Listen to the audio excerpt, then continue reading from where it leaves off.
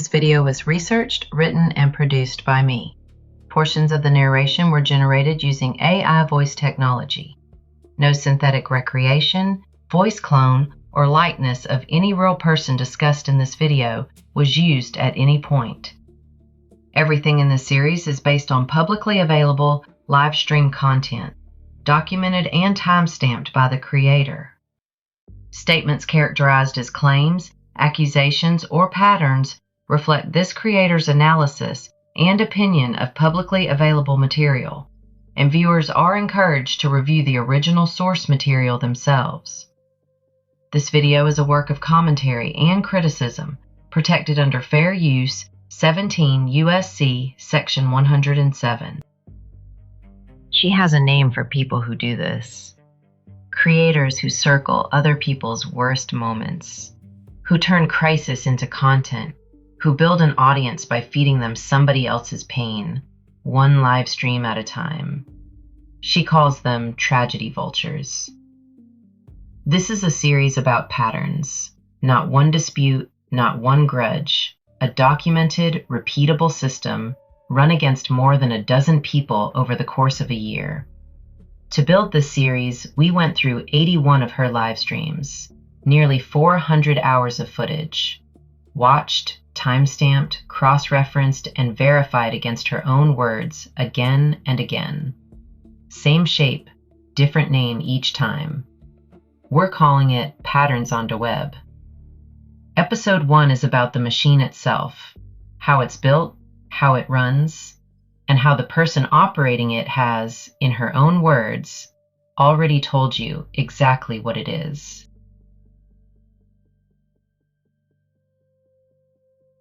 Before we talk about who this happens to, it's worth understanding what the "this" actually is, structurally.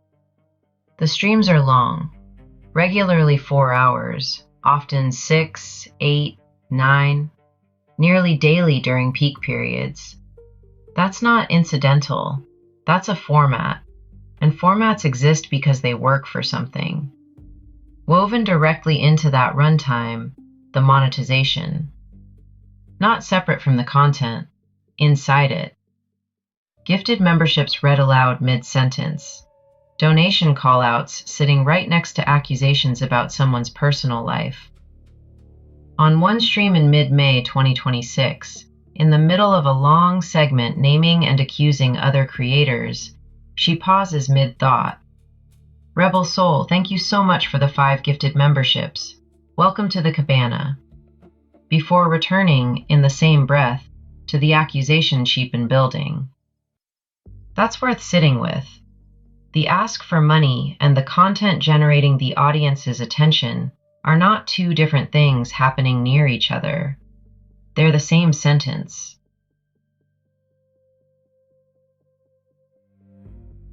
Part 2. Her own word for it. In June 2026, she spent an extended segment explaining what she means by tragedy vulture.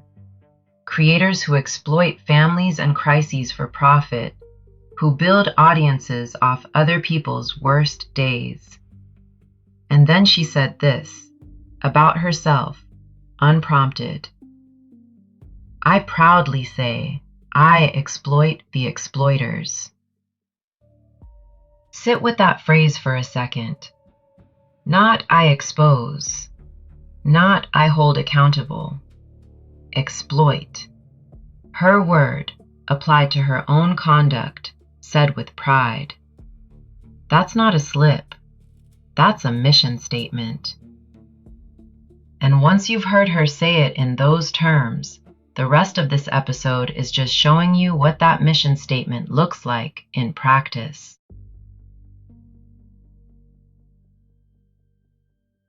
Part 3. The loop. Here's the pattern, stated plainly, before we show it twice. Entry.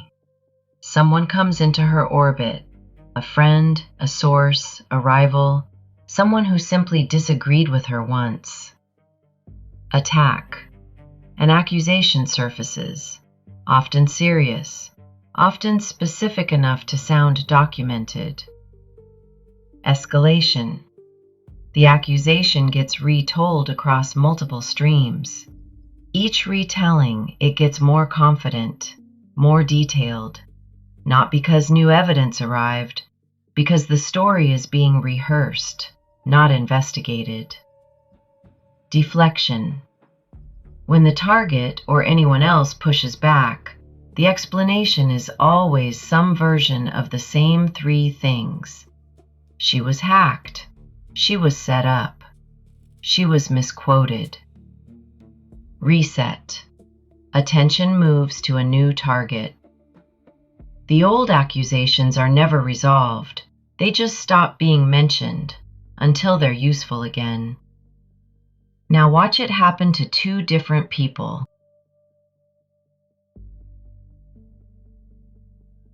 Part 4. 2 previews. Preview 1. In February 2026, a friendship and a handful of interactions become the entry point for a narrative that would run, in some form, for the rest of the year. By April, she's stating it outright, on stream. This is where it started. The attack that follows includes a claim that a real name was deliberately exposed on someone else's panel, repeated, restated, treated as settled fact by May, restated again in July as part of a full origin story retelling. The accusations continue to stack from there. One example. The target had told Queen Bee directly that she'd been hacked and that her identity had been used without her involvement. A real explanation for what was happening. On stream, that same statement gets recast, cited as if it were a suspicious excuse offered to cover up lying rather than what it actually was. And by July, the target has been folded back into a broader narrative involving several other names, the story now told as a complete, settled history rather than an open question. That's one case. Full details in a later episode. Preview 2. A separate person becomes a recurring subject starting in the spring of 2026. This time the conflict runs through an actual courtroom, not just a live stream. Julie Skolnick had pursued a legal complaint against 2 other people in this community, Brittany J. and Craig. That pursuit, court dates, filings, a co-defendant's failure to appear, becomes ongoing stream content in its own right. Then the complaint gets withdrawn, and in the retelling, the withdrawal isn't treated as Julie's decision to make for her own reasons. It's treated as proof that Julie had been lying all along. Separately, a serious counter-accusation surfaces, that she herself coordinated with the prosecutor to influence how Julie's case turned out. She addresses it directly on stream, denies any such coordination, and reframes the entire outcome as Julie's doing alone, asking rhetorically why anyone would need proof of communication with a prosecutor that, in her telling, never happened. And by late June, this storyline recedes too, not resolved, just replaced, as attention shifts to an entirely new set of names and a new content cycle. 2 different people, 2 different kinds of conflict, one personal, one running through an actual court case. Same 5 stages in the same order, every time.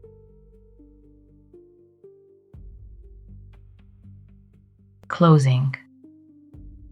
On July 9th, 2026, in the middle of a stream, she summarized her own day of content like this. I fed the cows today, put them at the trough.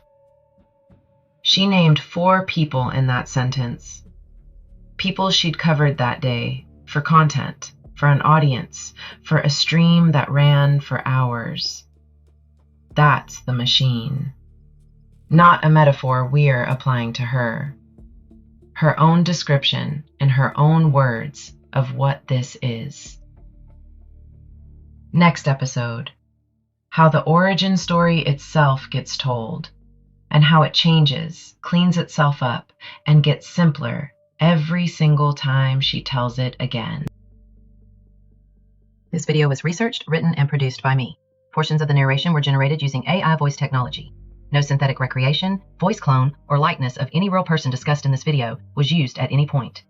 Everything in the series is based on publicly available live stream content, documented and timestamped by the creator. Statements characterized as claims, accusations, or patterns reflect this creator's analysis and opinion of publicly available material, and viewers are encouraged to review the original source material themselves. This video is a work of commentary and criticism, protected under Fair Use, 17 U.S.C. Section 107.